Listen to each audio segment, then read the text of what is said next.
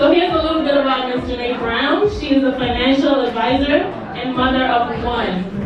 She's a native New Yorker and first-generation American, grounded in her Barbadian and Jamaican roots. Janae is a graduate of the illustrious Clark Atlanta University.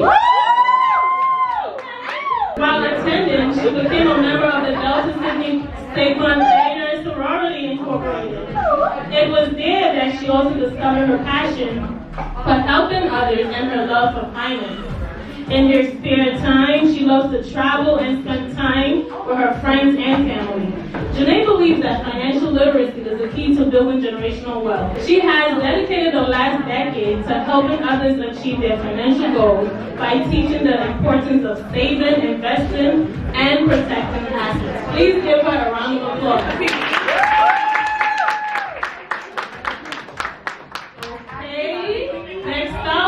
My girl, Miss Avery, Miss Artistry. Give her a round of applause, please. Okay, Miss Avery. Bad Boys Entertainment's former executive assistant. Avery is from the BX. BX in the building. She's graduated with her degree in media arts, and she took work corporative classes for internship at the BET Network's talent department.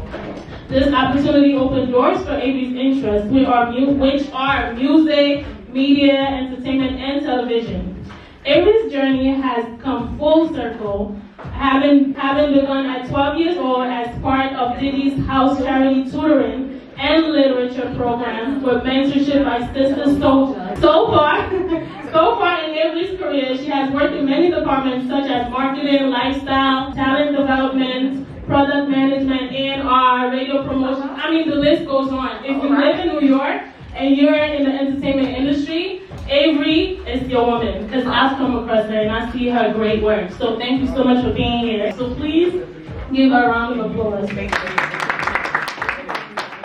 And next up, we have fashion technologist, Ms. Coy Griffin. Yes, look at that. I mean, you cannot mistake her. So Coy Griffin is a TEDx speaker, author, and the founder of fashion technology company Your Own Creativity, YOC. Fashion technology is the integration of the latest technological innovations with the creative world. She's been featured in Gravity, New York Fashion Week interviews, and presented an interactive fashion installation in Accra, Ghana. She's the author of the fashion tech book, Leveraging Tech, which instructs fashion practitioners on how to adopt cutting-edge innovations to grow their businesses. Coy promotes the education of fashion, technology, and STEM, which is science, tech, engineering, arts, and math. Your Own Creativity, YOC, highlights fashion technology and innovative fashion brands via social media, websites, interviews, or during our inter-class sessions. Thank you so much for being here today. Next up is a health professional. Ms. Lauren is a New York City-based licensed clinical social worker and psychotherapist, has worked in the field for over 15 years. And she has executive experience working with a diverse population with minimal to complex needs. Lauren offers a strength-based and holistic approach to assist clients in recognizing the skills and abilities that they already possess. Lauren believes that therapy is an opportunity to improve your life, awaken, and unlock the next level of you. The first step is believing that things can get better because they truly can. All right, please give our speakers a big round of applause. Thank you so much for being here today. Thank you. And I will just get started by asking, how are you guys feeling today? I'm feeling amazing. I'm super excited to be here with everyone. I'm going to be honest, I'm super nervous. I actually hate public speaking, but I know, right, that it's something important for me, so in order to get better, I have to put myself out there. So I'm a little like, I'm feeling amazing. I'm not sure if you guys can hear me well. I took my mask off, but I'm feeling good. I'm glad to be here. Thank you guys for having me, and yeah, make it a great day. Amazing. Again, thank you guys for taking your time out. The pandemic, you guys are just amazing for coming out. I'm feeling great. I hope that you guys enjoy the panel. Follow us, follow, the whole entire group and support us. And, like this is very important, so stay in touch. Amazing. I'll just project. You can hold the mic actually. You just brought up the pandemic. Avery, yes. You just brought up the pandemic. I know I've been affected by the pandemic as a media maven out here in New York City. How have you been affected personally or business-wise? How has your work? Overall, I can say that I think through the pandemic, everyone had the opportunity to learn much more about ourselves for personal development, outside of personal development, financial literacy, and as well as just overall just understanding your purpose. So that's pretty much what's, my whole process in the pandemic, kind of locking in those things and unlocking things about myself that I didn't know, and finally discovering things that I now understand the bigger picture of my life. So the pandemic was absolutely horrifying, great at the same time. My father had COVID, my little brother and his wife had COVID. Of course, we all went through so many deaths, so we all went through all of that. So now, April 1st, hopefully we're back open. But for the most part, the business side of things, it's been great. I think clients have been needing media and press because there's nothing else to do but to read the news or whatever the case may be. So I think it was really, really important for me to take on different moments through the pandemic, such as representing a 7-year-old activist, went to Amore through the pandemic. So, who was out there marching. So, definitely it took a lot of strength for us as Black people to get through this time. So that's how I feel about it. Absolutely. That question is for all of you. Oh, okay. I know I'm not that close to the mic, so can you guys hear me? Okay. You're fine. Okay. So for me, the pandemic, of course, you've watched everyone, pass away, like you said, or, live, because we're all here still today. But I would say business-wise, for me, a lot of people have been reaching out or wanting to connect more with me, whether it be learning about their finances or financial planning, or even on the insurance side, because unfortunately so many people passed away. It kind of put things in perspective for people to understand the importance of life insurance. So that, I would say, is where my business completely turned around, and more people were focused on meeting with someone like myself. Amazing, thank you. For me, actually, that's during the pandemic, or by last year, I opened up a group practice because I have my own private practice, but I'm at capacity. So some colleagues and I, we discussed having a group practice for a few years, and we really just went and took the leap. So we went live officially in December. So for me, I'm always trying to find sunshine or some type of light during the day. And so, yes, we are in the midst of a pandemic, but the fact that people are understanding I can't handle this alone and I need someone, that makes me feel better. Like, I've booked completely, but then people call me and I have an avenue for them. So I don't feel like I'm dropping any patients or potential patients, that I can divert them to the actual group practice. Thank you so much. Yeah, for me personally, I've gotten a lot closer to my family and friends. The pandemic kind of just made me realize how important it is to have a solid foundation before you start anything. And then business-wise, I work in tech, so everybody was online. Everyone was looking for analysts to help understand their business, specifically within the fashion industry. So my business actually boomed. So last year, I opened a consulting part where I help fashion brands use different tech tools to grow their business. And ever since, I've been booked. But fortunately with that, I've been able to give a lot of people jobs. So not only did I'm just taking the clients for myself, I've been helping out a lot of friends who also needed a job, who wanted to learn about tech, and they are helping me manage a lot of my clients. So I feel extremely blessed to be able to grant jobs to people that I know within the United States, outside of the United States, because of the tech increase this year. Okay, amazing. Speaking of tech, I'm just curious, what is fashion tech? Yes, I get this question a lot. So fashion tech can be a lot of things, right? So the simplest terms is, when you're on Instagram and you have those filters and you're playing around with it, That's an example of augmented reality, right? So it's just like an image on top of the photo, which makes it look real. So that's an example of fashion tech. So fashion brands use that to like try on sunglasses virtually. So like if you've ever been on like one of those, even on Fenty, right? If you try on those sunglasses, you can see how it look on your face without actually physically having it on your face. So I help fashion brands use that technology, especially with COVID. Nobody want to go into the store trying on sunglasses. You're scared you're going to get COVID. So I help fashion brands install that tech on their website so people can feel more comfortable. So that's one way. Another way is like sneakers. Some sneakers that we wear, especially Nike, they're 3D printed. So that speeds up the manufacturing process. It speeds up a lot of stuff from like fashion designers. So yeah, those are just examples of fashion technology that I help fashion brands do. Wow. Amazing. So what inspired you to get into fashion technology? Yeah, so I'm from the Bronx, grew up in the Bronx. I always knew I wanted to work in fashion, but I can't design. I mean, it's not my skill, you know what you're good at. That's not what I was good at. So I've always been like the business person, so helping my friends with their fashion lines and stuff. And then when I went to college, I realized that there was something going on in the tech industry and there was no black people that I knew in it. So I'm like, okay, in college they said that if you graduate with like a data analytics degree, the minimum you can get is like $70K. And I'm like, oh, all right. So I'm with and majored in analytics. So I'm like, I'm not coming out of school without money.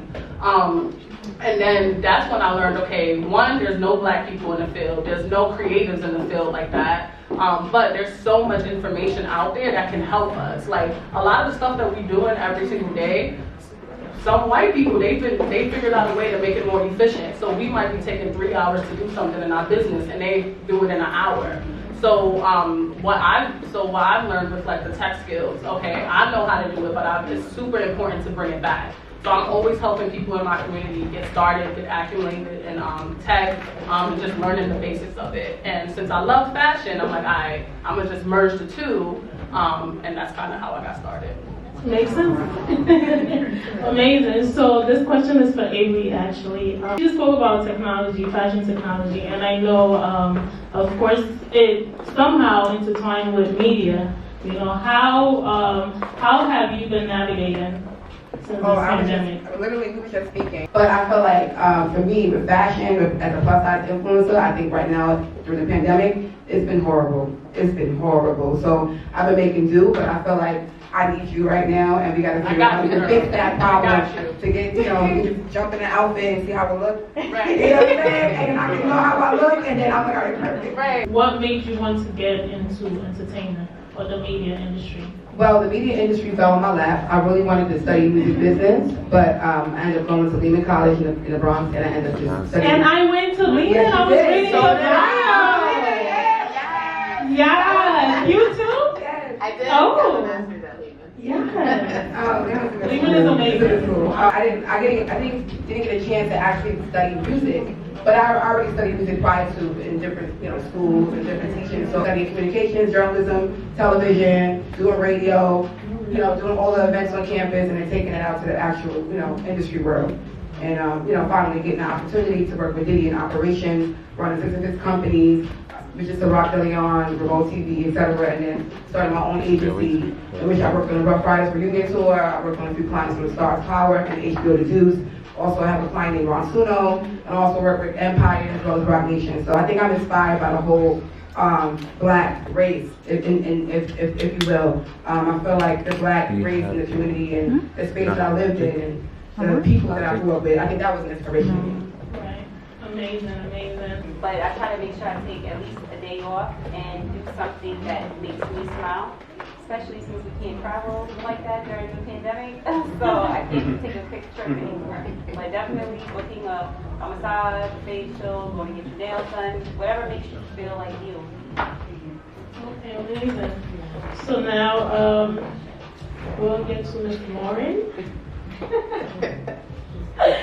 So resources in New York and online. What are some resources in New York and online that people can use in this age right now? Yes. So I will shamelessly plug my new company, Shamelessly. southinpsych.com. It's Southin Psychiatry, and it is teletherapy and telemedicine, and we will be doing that post-COVID. So again, you can travel, you can still have your therapy appointments. We take commercial insurance and managed care. You can also look online for therapyblackgirls.com. There and psychologytoday.com and plug in your insurance and you can find a provider. Also in New York City in the boroughs, NYC Well, if you, whatever insurance, whether you have it or not, it provides just different resources in the city. And also, because I do, in my full time, I work with law enforcement. I don't work for them. We actually keep people out of jail. So I know how difficult it is to call 911 if someone is in a mental health crisis. So there are mobile crisis teams in the boroughs. So they are equipped to handle that if you do not feel comfortable calling 911, which we all know why. And so again, and you can go on for the city and just even put mobile crisis team for your borough and it'll direct you.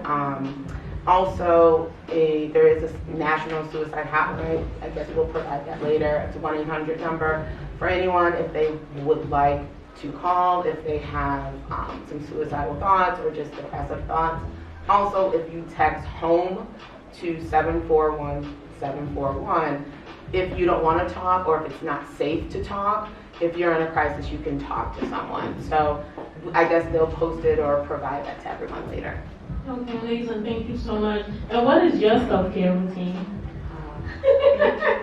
Well, I'll tell you this. Time management and boundaries, that is my self-care. Boundaries. So, you can say that again. So, boundaries, please.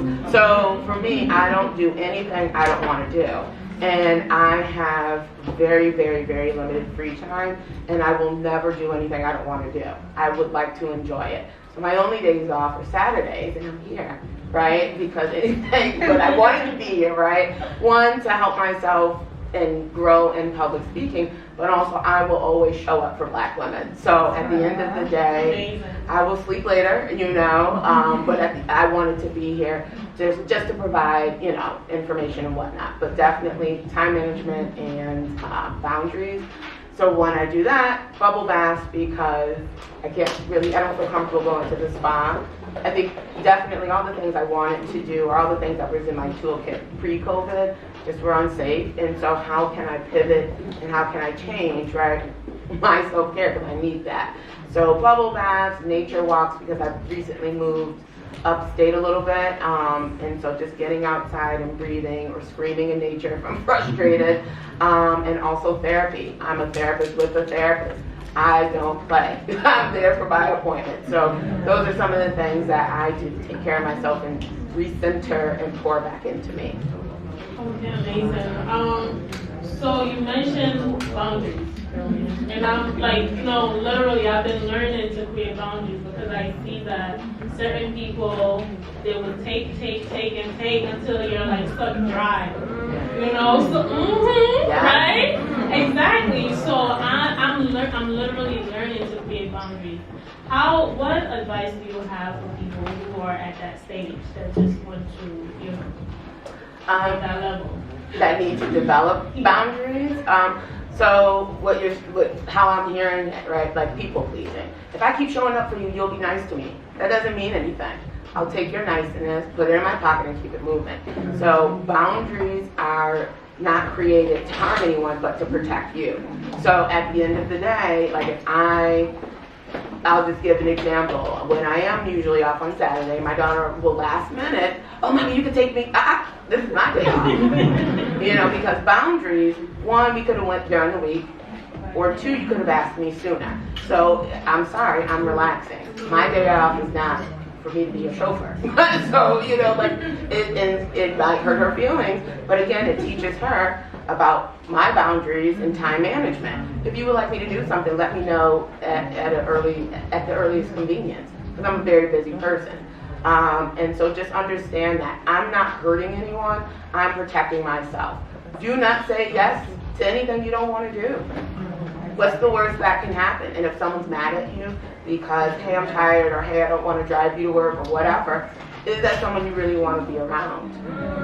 So it's a lot of reevaluating the company that you keep. Absolutely. And how do you create boundaries? Oh, I'm big on boundaries. One, I'm a person that loves her sleep. So that's, for me, I don't let anyone disturb my sleep. Like, if it's a time I'm going to bed, I'm going to bed. Another thing is, I am like super organized when it comes to like spending time with my family and friends. Like, those are my top priorities. So if there's like someone who wants to spend time with me during one of those sessions, I quickly like dead that situation. So that's one thing that I do. I just make sure like I organize my time when I'm gonna spend it with my family and friends, and I organize my time when I'm gonna like take a nap or just watch Netflix all day in bed. Because that's just what I like to do. So yeah, that's kind of what I do. Amazing, thank you so much. Okay, we still have some time for more questions. So how can fashion content creators leverage social media and technology? Yes, so if you are a fashion content creator, there's something called, or if you have a fashion brand, there's this thing called live selling. So if you ever watch QVC or HSN, you know how they're selling the clothes and telling you, buy now, if you buy now, you can get this beautiful sweater, these beautiful hangers, da da da. So people are doing that on social media, specifically on TikTok and Amazon Live. Amazon just released something called Amazon Live, where you can like live sell directly to your audience.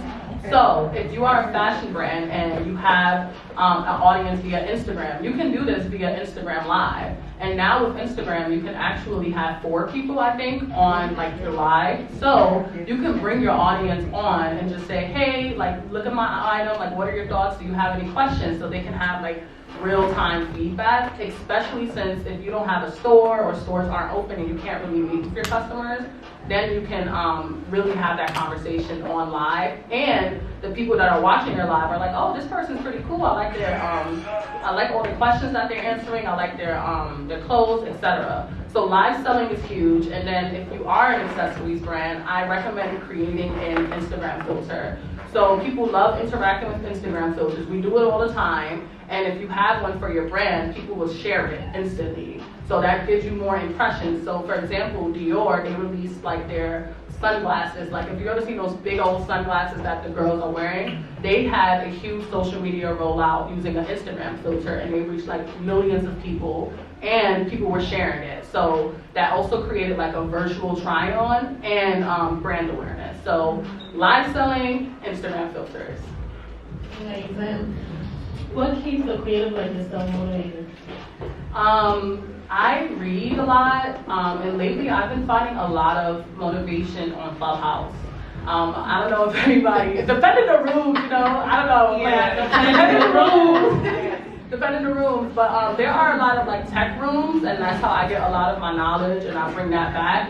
And then when I'm not like just doing work, like I said, spending time with my family is like, that's what motivates me. I do everything so I can get my family into a better place. That's like one of my main purposes in life.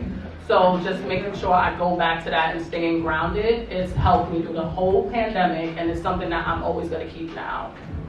Amazing, thank you. Same question for everyone. What keeps you motivated?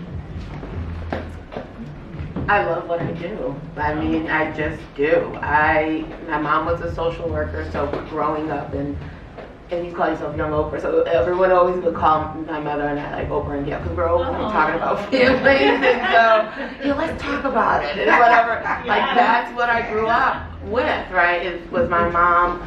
She worked with battered women and children, so just her always showing up for Black and brown women, that's always been there. And I'm just naturally a caregiver, like that's just in my spirit, and everyone just comes to me and talks to me, and so I'd be sitting at the bus stop or eating my lunch, someone would be like, oh my God. So I always wanted to be a therapist, and so I'm here, like where I am today is further than I've ever thought. So one, that appreciation, and I just genuinely love what I do, and why not have that be my career, So I'm always excited to go to work.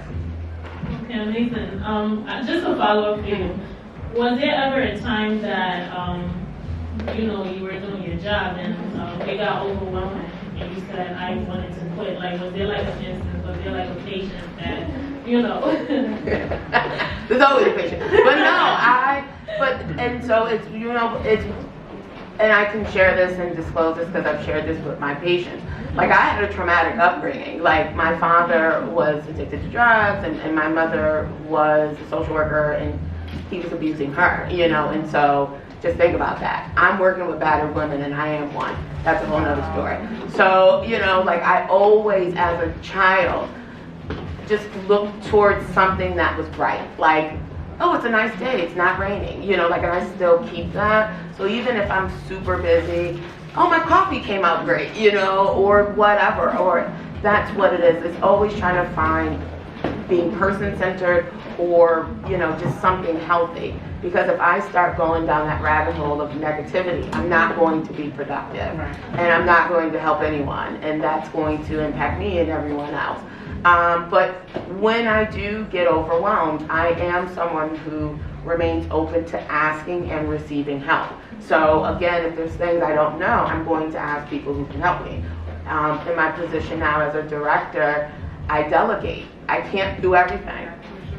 I can't do everything alone. And so I just understand I cannot do everything, and it's okay to ask for help. And also being open to receiving it. So that means don't interject if you ask for help. Let them do it, right? And so that's how I balance it. That's how I balance all of it. So that delegate and just find the beauty, just something beautiful about the day. That really is what motivates me. Amazing, and thank you for the good work that you're doing. Yeah. You know, Yeah. it's one thing to have experienced, you know, some type of trauma, but to be able to go through that every day as you help others, that's commendable. Thank you so much. All right, so same question. What keeps you motivated? So I would say my daughter keeps me motivated. You know, I was always taught to go a step further than the generation who came before you. So I feel like I want my daughter not to start at, you know, from the ground up, not to, you know, get it out the mud or whatever. I want her to be able to start in a better position than I started in, or my parents and grandparents started in. So that's one thing. But I'd say another thing that motivates me are my clients, because as a financial advisor, I was just telling Coy, I was like, you know, you are a part-time therapist too. You hear people's stories and understand the relationship that they have with money, and especially, I'm sure a lot of people can relate in this room, as people of color or minorities, we don't have the greatest relationship with money. We know how to spend it. We don't know what else to do with it besides that. And so understanding, and it's no offense to those of us who do, but just, you know, overall, so I feel like hearing people's stories and understanding their mindset when it comes to money and how they use it as a tool to get whatever they want in life is what motivates me, because it gives me reassurance that there is a need for people like me on this earth to help people make it that next step further than the generation that came before them. Same question? Yeah. Yeah, you're not getting away. What keeps me motivated is overall just wanting to see change in everything that I'm in or everything that I do. I've always been that person that was like vocal and outspoken and was a rebel. So I'm always going to be like fighting for what's right and trying to figure out ways to keep justice amongst things and projects that people are working on. Really modest and earnest about what people need to get and what they deserve out of situations. So that's me. I'm motivated by, you know, seeing other people feeling good about what they got going on too. So that's why I'm a publicist. I help push and leverage them in the media and news. So that's something that I have to be passionate for. Okay, amazing. Are there platforms angry? Are there platforms that have helped your self-growth? Absolutely. 10X by Grant Cardone, an amazing book that helped me out during the pandemic. I mean, Can you repeat that? 10X Level by Grant Cardone, one of the best books ever. I literally had so many different perspectives from that book that I think for personal development, financial, and understanding your personal identity in the world and how you look to the world and how you work and how you function.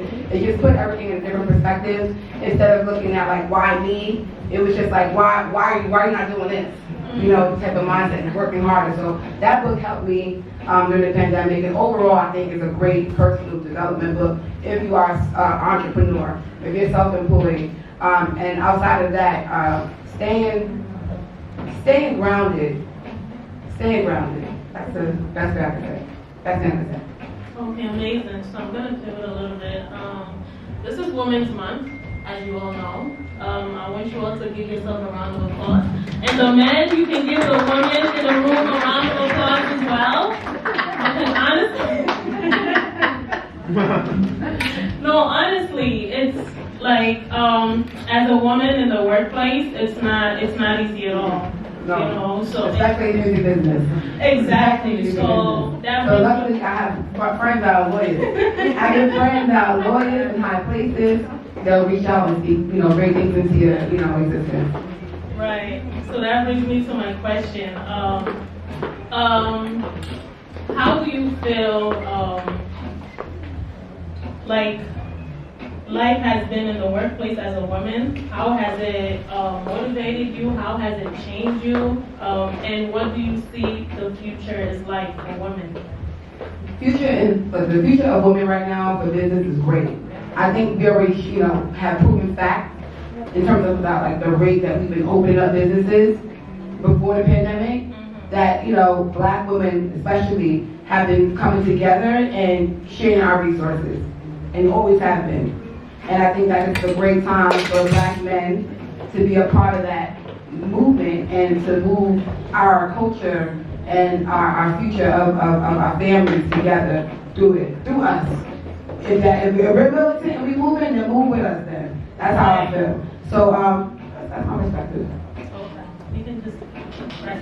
I would say overall, I agree that women are definitely taking over. I would say that in my particular industry, in the financial services industry, there aren't many of us at all, and there are even fewer Black women. So I saw my colleague Tiana, I think, just walk in. But like for example, in our group, there are only, I believe, three Black women who work on our team. But out of the entire company, we are few and far in between. And I feel like there is a need for more of us to be in the financial services industry. Because if you think about it, everything that everyone does in this room, no matter what industry, what type of career you have, the base of it is money. You're getting paid to do a job.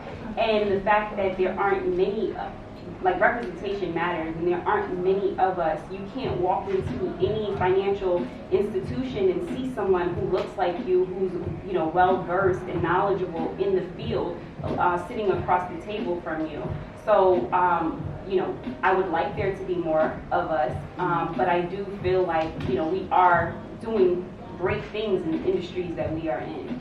Okay, do you have, just a follow-up, do you have any tips or how people can get involved in finance? Yeah. They can learn? So on a personal level, or do you mean like as a job? Both, actually. So I'm interested. So, I mean, on a personal level, I would say that, definitely don't be afraid to speak with a financial professional to get that hands-on, one-on-one interaction. There's also, we're in a Google age, so there's also the internet. Look up things like how much should you save, out of your check. Look at those little tips and tricks. Making sure you have that 3 to 6 months of your savings. Like there are things out there. Of your expenses saved. There are things out there that just even on Google alone, you can do your research. But definitely don't be afraid to sit down one-on-one and get the knowledge. Because most of the time people think like, oh, when speaking to a financial advisor, you have to pay them all this money. In reality, you'll pay someone on Instagram more than you would pay a financial advisor. Most of us, we're giving the advice for free. So don't let money be a factor that steers you away from talking to a professional. And then on a career level, I would say like you could definitely talk to me.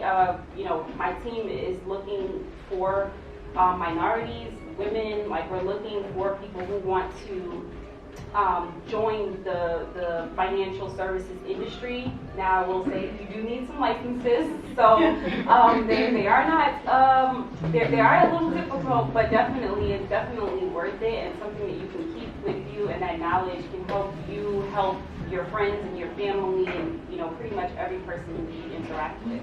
Exactly, it's an investment that I'm taking right now. I I really am. Take notes. Definitely, we can talk because we're definitely looking for more people. Okay, great. I forgot what the question was. Women in work. Oh, okay, yeah. So, apologies. No problem. So obviously in social service, there's actually a lot of women. What the issue is women in leadership positions. My first name is Lauren, and my last name is Jiwa, and so people don't know who and what I am until they see me. So our participants in my full-time justice involved and all of that, whenever they get upset, I want to see a director, and I come out, and they are expecting a white woman. And so that right there, my presence, because I look like the client, that just brings it down so much, the energy. So women in power, black women in power in social service, that needs to change. But also I need men, right? Because there's not a lot of men in the social service field. And so there are a lot of youth and just other men who want to connect with other men and they just can't. It's because social service is primarily women. But definitely in getting to where I was at, I have a social work degree. I did 3 years of clinical work and took my state board. So there is some schooling to it. At a minimum, it could take you, if you get into a dual program, it could take you 5 years. I did my undergrad, I have a psychology degree, and then I did a 2-year master's program. And so it's really hard. But again, going through it, oh my God, this is so hard, I just want to be a therapist. But your life is in my hands. Right. So that's why. So getting on the other side of that, it's like, well, yeah, I needed those 3 years, and it actually took me 4.5 years of clocking clinical hours, so I know I can assist somebody. Because my professor is not going to be in that room, it's going to be me and the patient.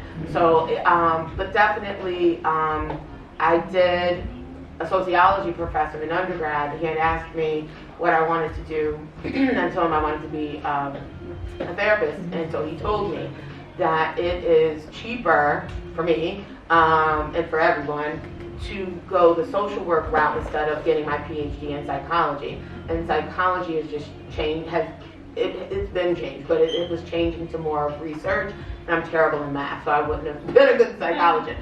So yeah, I mean, if you like to help people, you do have to go to college. There are programs that have dual programs, like an undergrad/master's, so you can get it in 5 years. But once even if you don't want to be a therapist, the social work field is very broad, and so get the highest license, which is an LCSW, and you can do whatever you want.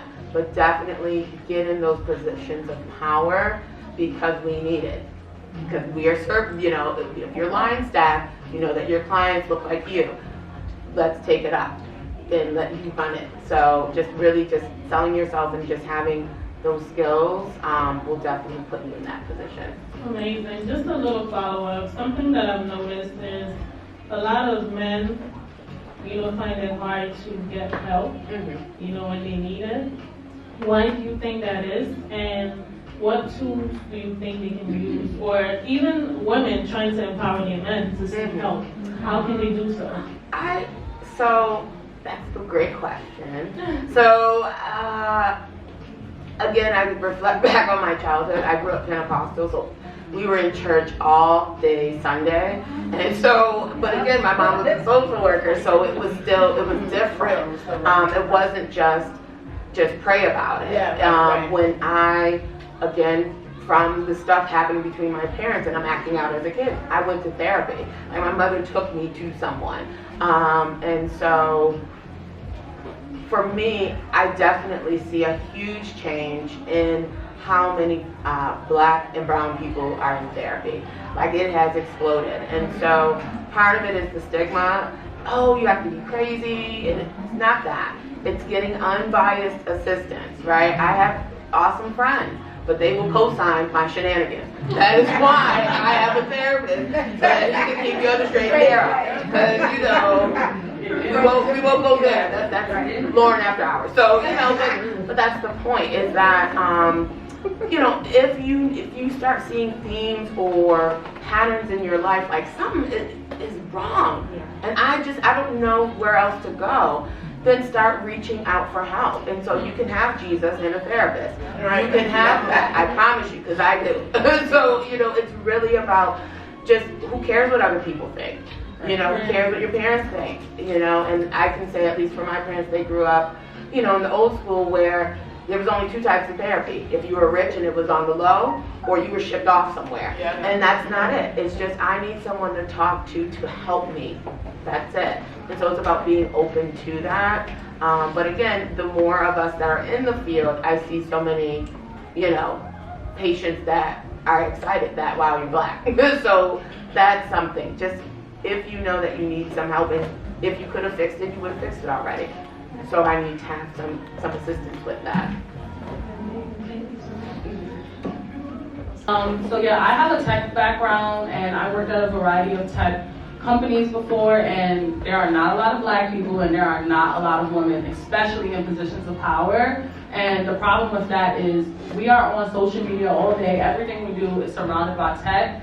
So eventually, we're going to see the ramifications of that. And a lot of the people that are creating the stuff that we're using, like Instagram, Snapchat, text messages, everything, is tracked. So everything you do is tracked. They have your data. There's nothing you can do about it. They have it.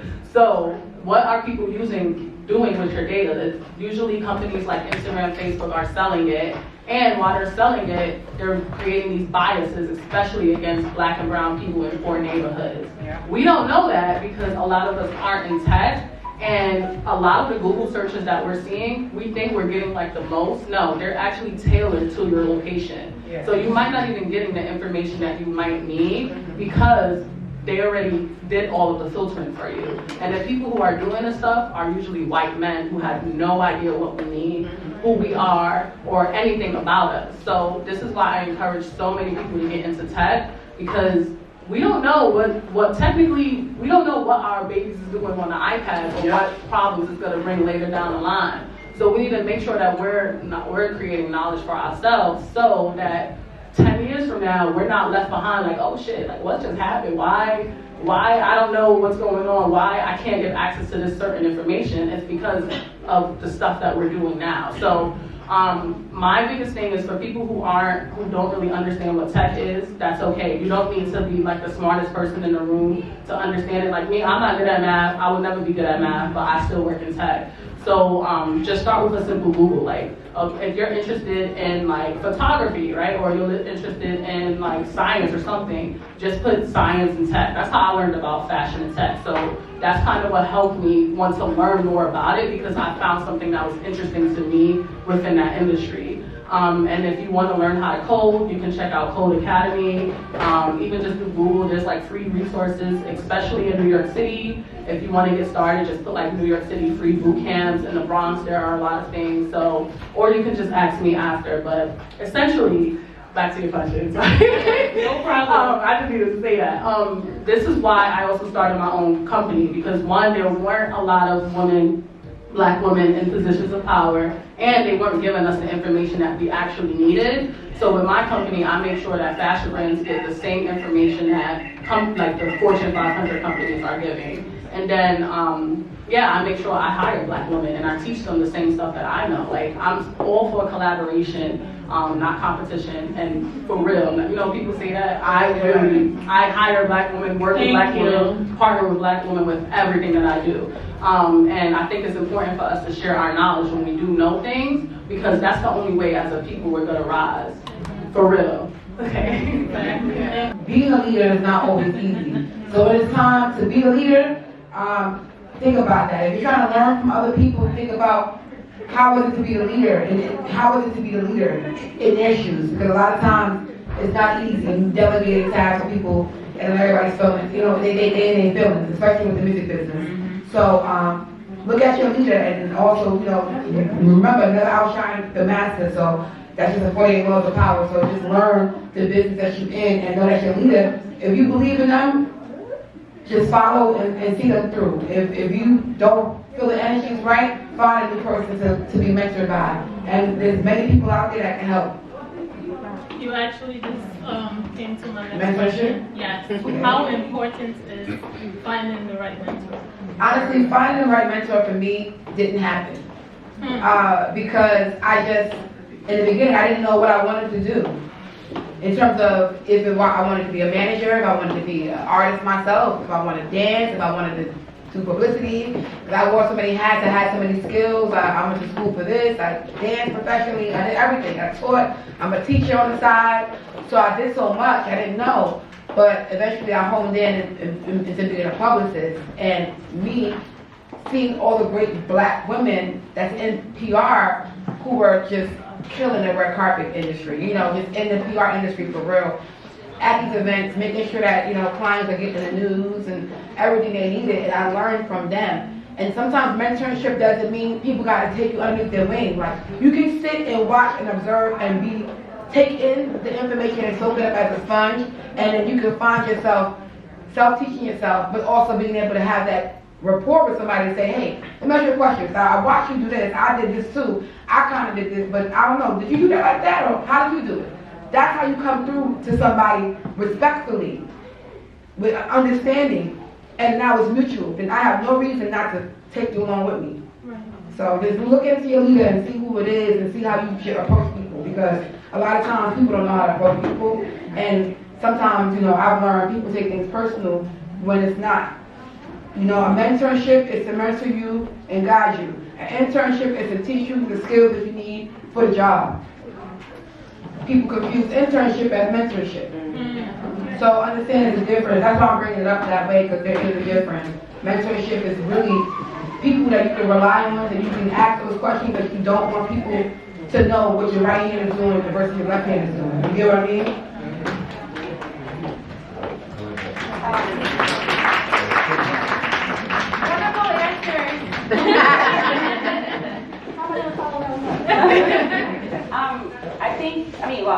I didn't have a mentor either, but I feel like it's important to have. I actually made a lot of mistakes along the way to get where I am, and I feel like if I had a good mentor, then I would have been able to skip over some of those rough patches in life. And I'm now becoming a mentor before I was able to become a mentee, and I'm seeing that how important it is to have a good mentor. And I wouldn't necessarily say they have to be in your exact industry, but I feel like it helps having some similar either personal or professional background when you're looking for a mentor. You don't want someone to give you advice or to try to guide you on something they've never experienced or been through. Thank you. Come on. Yes. So I actually did have a mentor, and I've never heard of anything like really formal to becoming a mentor. It's always just like, you're my mentor. It's happened to me with a former student, and it's happened, and I've done it to a former supervisor. And so, a mentor for any industry is important. They can either get you to where you want to be, or they are where you want to be. And so instead of just like, put ego to the side, it's not competition. It's like, I want to be where you're at. So my former supervisor had a private practice. She was doing independent contracting on the side. That's what I wanted to do, because I was a line staff social worker. And so she was quitting the agency. I was like, hold on now, you're my mentor now, so here's my number. And so over the years, right when I was ready to open my own private practice, do I get an office first, or do I get insurance first? How do I get clients? Like, that was really helpful. So again, that's being open to asking and receiving help. But I did have a mentor. I think it's definitely important. Someone helped me, and so I always just think about that. Someone gave me a chance, and so how can I continue to give that. So if you can find a mentor, that would be really fantastic.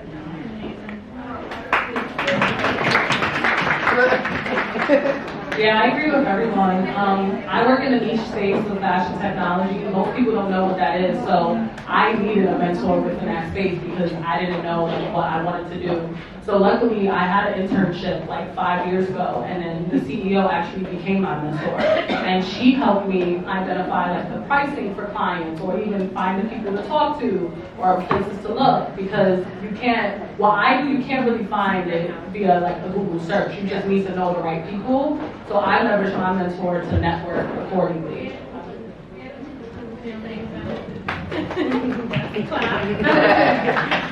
So, the next question for everyone is, what has been the most significant barrier in your career? For me, it was race. So, obviously I'm Black. So, when I walk into like a lot of the places that I work with, and I was the only Black person. So I was working at a place about 2 years ago, and they were just coming for me. Like everything that I did, it was like, oh, you did this wrong, boy, or you need to change the way you speak. Like even to like talk about how like my accent would come through. And I would just feel so defeated every single day. Like I would literally have to call my mom and be like, yo, I can't do this. But I couldn't quit because I just moved into a new apartment, got new bills. So I'm like, what the fuck am I doing? From there, like luckily they fired me, because after that, like my productivity, my confidence was shot. Cause I'm like, I've never heard so much bad feedback for like me just being myself. So that was like the best thing that happened when I was fired, because then I was able to focus on my business, and I really like just honed in and like just really went for people who accepted me, who understood my vision of what I was looking for. And what made it even worse, these weren't like white men that was coming for me. These were like white Asian women who were coming for me. So I was like even more taken aback, because I had a lot of Asian friends. I like studied abroad in Asia, so I just didn't expect it, especially in New York City. Like I thought I worked at like Fortune 500 companies in Connecticut and didn't even experience racism like this. So it was even worse for me at least. So from there, I kind of just like picked myself up, and this is why I say family, having that foundation is everything, because if I didn't, I probably would not like be there. Like I was in such a depression. I was in a depression. So they kind of helped me build my business, and then I just started networking. And that's when I learned the importance of collaboration and speaking to women, especially women who are trying to build themselves up, because we give so much. So it's important that like if we're giving that amount, that people are also giving back to us. And that's when I found my support, and that's how I was able to build my business. So yeah, that's my little story.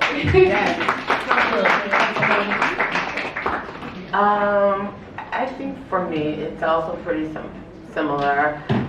It is people, it's others. I've always worked hard in school because I've always, for the most part, been logical. So like, if I don't do my homework, I'm gonna fail. So I'm gonna do my homework. So I always would just work really hard in school and at work. And that's actually how I ended up in New York City. I was an administrative assistant at a mental health clinic when I was like, oh, I could do this for real. And I really tried to, there was a shift, a 7 a.m. to 3 p.m. shift that nobody else wanted. I wanted that so I could go to graduate school. Long story short, I got fired for what, there was no write-ups, no nothing. Like, there was it was basically for racist reasons, basically. They only had one black therapist, and she ate her lunch in her office, and she would talk to me like, I hate it here, but this is the only place open. And this was, I'm originally from Buffalo, so sorry if I didn't say that. But that's how I ended up here. I had college friends say, like, just come to New York and try it out. If not, if it doesn't work, you can take the Chinese bus back home. So I came out here because I tried, I got fired in March, and by May I had moved to New York. So that whole time I really tried to get a job. My first job offer here. Do you know what you can make if you got your master's? Do you know we give you tuition reimbursement?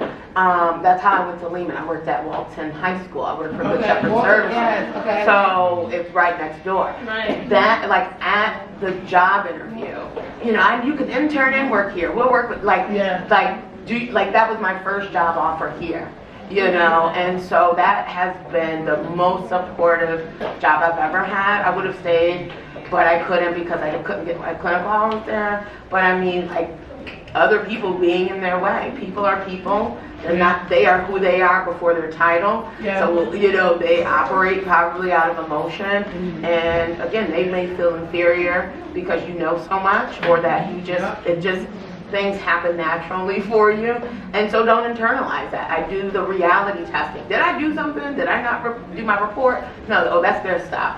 And just knowing I'm not going to stay anywhere that doesn't serve me.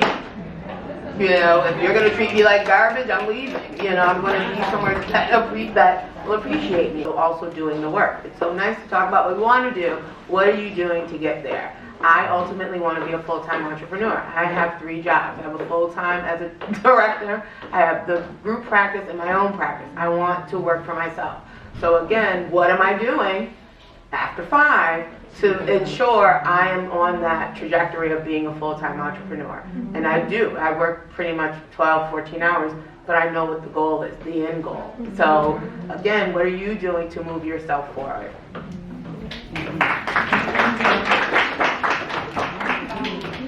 To add on that, someone always used to tell me, like, it's kind of corny, but they're like, well, how do you eat an elephant? And it's like, you don't just bite an elephant with one bite. You take small bites, and that's how you devour the whole thing. So when you said that, it reminded me. But I mean, my advice to someone would be just to keep going.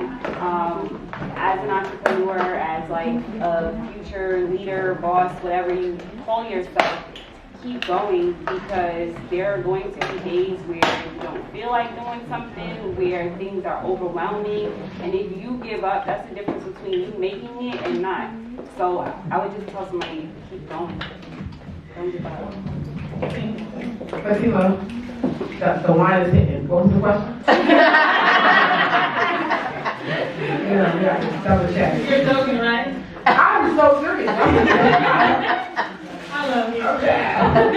So what advice do you have for people starting out, generally, or in your field? You know what? My answer. She had my answer. Yeah, you had research. I love researching, and the reason for that is because I love to know what other things that I don't know, and that is the key to really getting over with people, and that's how you persuade. If you don't know something about that person, how can you even connect to relate to begin with? I'm a publicist for a reason. Like, think about it. If I can't say, oh, I can sneak it, I like that color. Oh, I know the person that made that sneaker, but I'm only saying that because I know the person that made the sneaker. I'm only speaking to based on what things that I know that I'm not a novice in to speak on. Right. So I suggest everybody to research. Outside of researching, put yourself in other people's shoes. I know that's hard to do. I think that we're in a space where people are so selfish. We're in a world where everyone is so selfish, you forget that we're all experiencing the same pandemic that you're in. So that's what I would say. You know, remember that right now you can start your business during the pandemic and flourish. So make use of this time. That's what I would say to those that are interested in building themselves. And if you are looking to join me in my business, you can follow me at Avery's Artistry and go to multiartistryeng.com and check out my clients and my services and what I provide. And I'm willing to hire people that are interested in learning for paid internships, but I'm looking to basically train people right now. And that takes a lot of energy and time for me. You know what I'm saying? If I want to start a family and all that, I'm taking on time for you. Like, again, put the shoe on the other foot. So I just want you guys to know that we're working together as a Black community. Let's really work together. Exactly. Yeah. Thank you so much. Thank you, ladies, very much. And also, like Avery mentioned, how can people follow you? Oh, you can reach me on Instagram at browngirl28. So, but it's brown with an E at the end, girl28. And I'm also hiring as well, so if you are looking to become a financial advisor or interested in learning more about the financial services industry, follow me, shoot me a DM, and we can definitely talk because we're actively interviewing.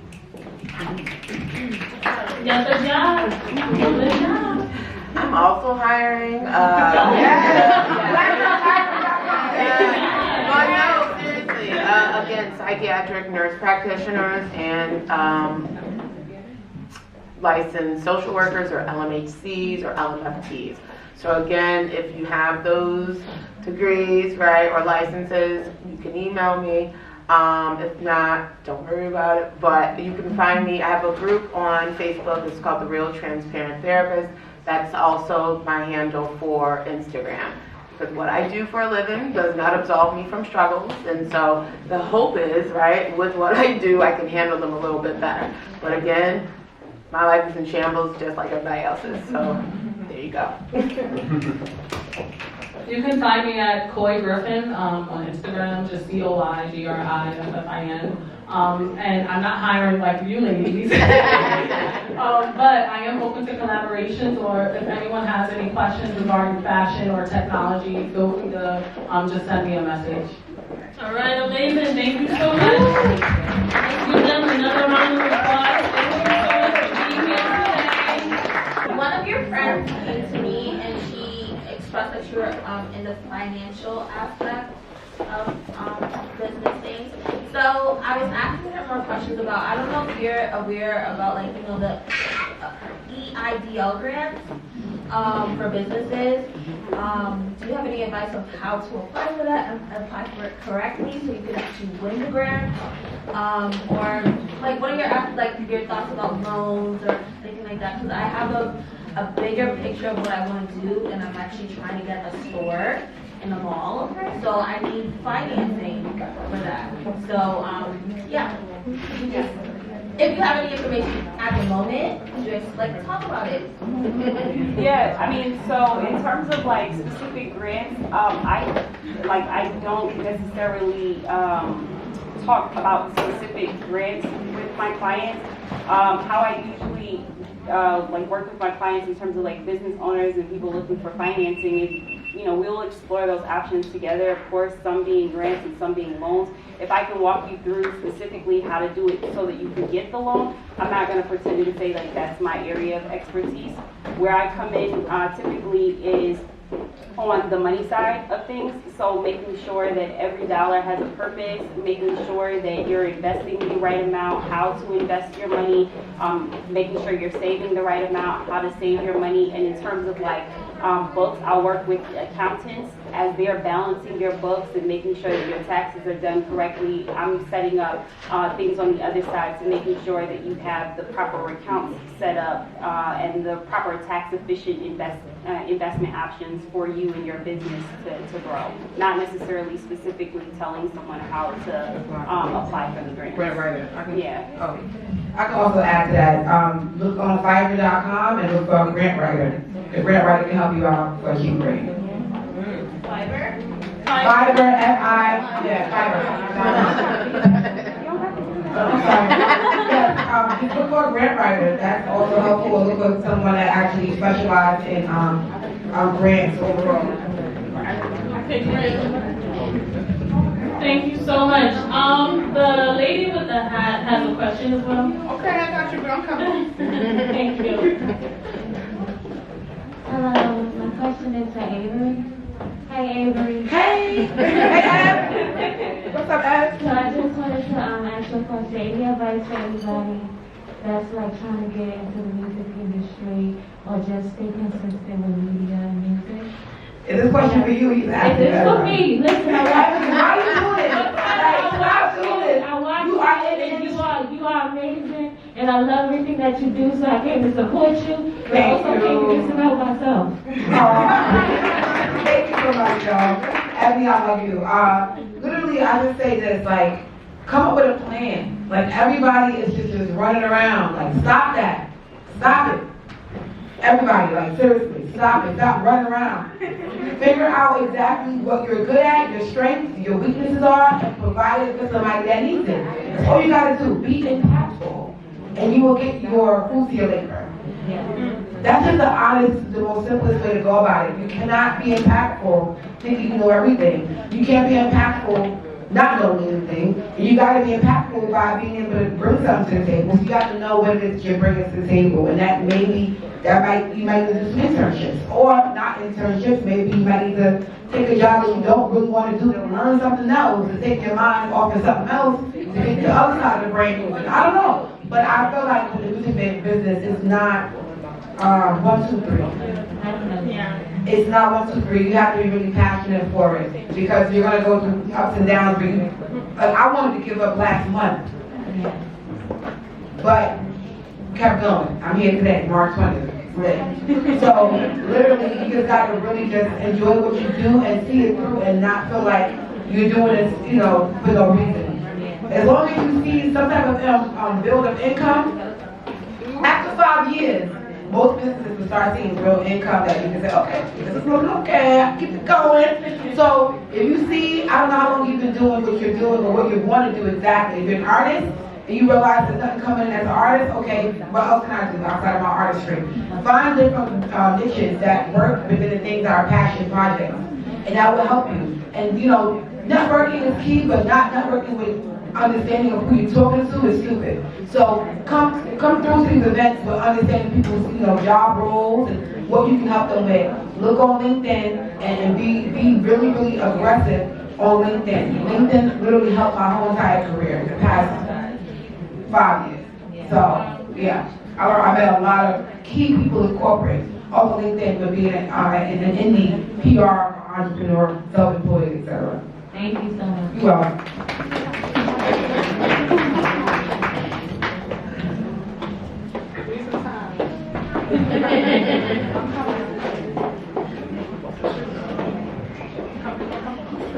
So this is for Lauren.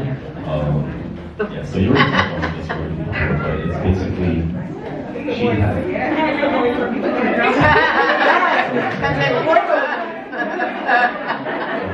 So you already spoke about how in our community it's kind of difficult for us to talk to people that need that assistance, that mental health checkup, right? What would be the best way that you can kind of suggest that we can bring that subject to someone without making them feel offended or feel like that we're trying to say they're crazy?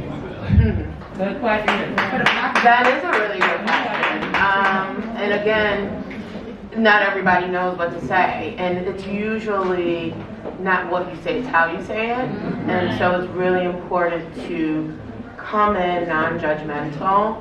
If you come in, why do you dress like, oh, you haven't bathed in 3 days? You stink. Like, if someone is struggling, come in non-judgmental, right? Be mindful of our tone and volume, and also just say, how can I support you? I'm worried about you. You have not worked or come out of your room or bathed, or I hear you talking to yourself and I'm really worried and concerned. How can I support you? I think you may need to talk to someone. And that's it. That's all you can do is educate and inform, right? It's up to that person to have insight to get the help. Or again, you know what, I probably should go talk to someone. Can you help me? And then, if you can, help them. If you cannot, try and find someone that can be there. So again, if anyone's going through anything and you don't know what to say, it's always helpful to ask, how can I support you? Now, sometimes people are so upset they don't know what they need, right? Like if someone died or, I don't know. So you can ask if you can offer some advice. Can I offer, can I share this with you? If they say no, then don't, right? Respect boundaries. If they say yes, well, you know what, I don't know what to say, but can I just give you a hug and let you cry? So sometimes, most of the time, you want to be heard and seen. And so a lot of times you don't even have to say anything. It's just your presence and you're there with me. So asking how can I support you, and even just bringing it up. I think you should really talk to someone. I know you're struggling. You don't have to tell me what it is, but I notice these things. And I want to help you get the help that you need. Okay, so we can take 1 or 2 more because of time. Any more questions? Going once? Going twice? Okay, so that concludes our session for today. Thank you once again for being here. And they said there's